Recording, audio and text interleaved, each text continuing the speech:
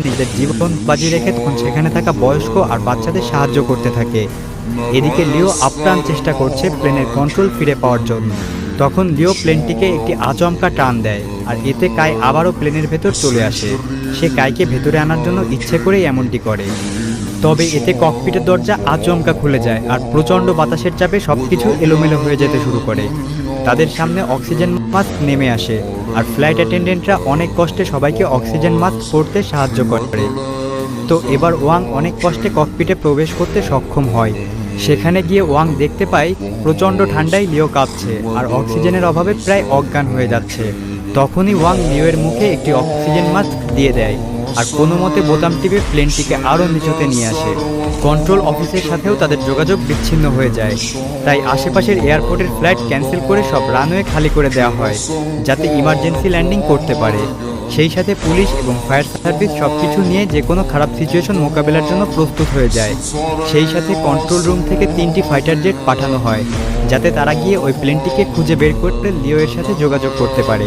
আসলে নিচে বসে সবাই যা কিছুই করুক না কেন, প্লেনে থাকা সব মানুষদের জীবন যে এখন কেবলমাত্র লিও এর হাতে। তখন বিনান সকলকে জানিয়ে দেয় যে তারা ককপিটের প্রেশার লস করেছে, আর সকলকে সিট বেল্ট বেঁধে শক্ত হয়ে বসতে বলে। কন্ট্রোল রুম থেকে তখন বলা হয় লিওদের সামনে বরফে ঢাকা বিশাল পাহাড় রয়েছে, আর সেখান থেকে যেতে হলে তাদেরকে আরও 3000 মিটার নিচ দিয়ে যেতে হবে, নইলে তারা পর্যাপ্ত অক্সিজেন পাবে না।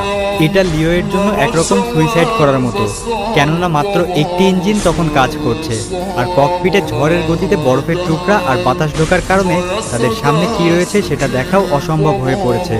তাই পাহাড়ের ভেতর দিয়ে যাওয়ার সময় প্লেন যে কোনো সময় পাহাড়ে ধাক্কা খেতে পারে। এদিকে নিচে সাধারণ মানুষ ওই প্লেনের খারাপ পরিস্থিতির কথা জানতে পেরে যায়। ওই প্লেনে থাকা যাত্রীদের আত্মীয় স্বজনেরাও এয়ারপোর্টে এসে কান্নাকাটি করতে থাকে। এদিকে প্লেনের ভেতর যাত্রীরা আস্তে আস্তে ধৈর্য হারিয়ে ফেলতে থাকে। তাদের মধ্যে একজন যাত্রী উঠে কি হয়েছে সেটা দেখার জন্য ককপিটের দিকে যেতে যায়, আর একজন ফ্লাইট অ্যাটেন্ডেন্টকে খাবার ট্রলি দিয়ে আঘাত করে। তখন বিনান তার সামনে এসে দাঁড়ায়, আর খুব প্রফেশনালিজমের সাথে বলে যা কিছুই হোক এখন তাদেরকে পাইলটের ওপর ভরসা রেখে নিজেদেরকে শান্ত রাখতে হবে। এদিকে ককপিটে ওয়াং যথাসম্ভব চেষ্টা করছে লিওকে উষ্ণ রাখতে, আর লিও ঝড়ের মধ্য দিয়ে প্রাণপণ চেষ্টা করে প্লেনটিকে সামনে এগিয়ে নিতে থাকে। এদিকে লিও এর ওয়াইফ তখন তাদের মেয়ের জন্মদিন পালনের জন্য খাবার তৈরি করছিল। ঠিক তখন সে লিও এর বিপদে পড়ার খবর জানতে পারে, কিন্তু সে বিচলিত না হয়ে তাদের মেয়েকে সান্ত্বনা দিতে থাকে। এদিকে প্লেনের ভেতর লিও আস্তে আস্তে বেহুশ হয়ে যেতে শুরু করে, আর সে তার চোখের সামনে দেখে তার মেয়ের জন্মদিনে সে কেক কাটছে। কিন্তু পরক্ষণেই ওয়াং লিওকে জাগিয়ে দেয়। এরপর লিও ওই কালো মেঘের মধ্য দিয়ে রাস্তা খুঁজে খুঁজে প্লেন চালিয়ে নিয়ে যেতে থাকে। কন্ট্রোল রুমে থাকা সবাই রাডারে দেখতে পায় প্লেনটি সুউচ্চ পাহাড়ের ফাঁকফোকর আর কালো মেঘের ঝড়ের ভেতর দিয়ে সামনে এগোচ্ছে। তখন প্লেনের ভেতর পরিস্থিতি আরও খারাপ হয়ে যায়। প্রচণ্ড ঝাঁকুনিতে উপরে থাকা লাগেজগুলো তাদের গায়ে পড়তে শুরু করে। নিচে থাকা সবাই মনে প্রাণে দোয়া করছিল, কিন্তু হঠাৎই প্লেনটি রাডার থেকে অদৃশ্য হয়ে গেলে সবকিছুই যেন থমকে যায়, আর সবাই বুঝে যায় প্লেন ক্র্যাশ করেছে। কিন্তু না, আশ্চর্যজনকভাবে যাত্রীরা তখনও জীবিত ছিল আর প্লেন চলছিল।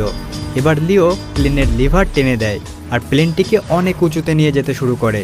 এতে করে প্লেনের ভেতরের কম্পন আরও বেড়ে যায় এবং পরিস্থিতি ক্রমশ খারাপের দিকে যায়। লিও এর মাথায় তখন শুধু একটা কথাই চলছিল, আর তা হলো ওই প্লেনে থাকা 119 জন যাত্রীর জীবন এখন তার হাতে।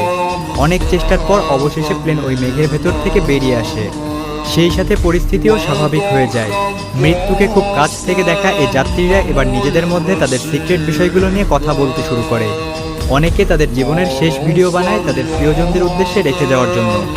ঠিক তখন প্লেনটি আরও অনেক নিচুতে চলে আসে, যেখানে পর্যাপ্ত অক্সিজেন রয়েছে।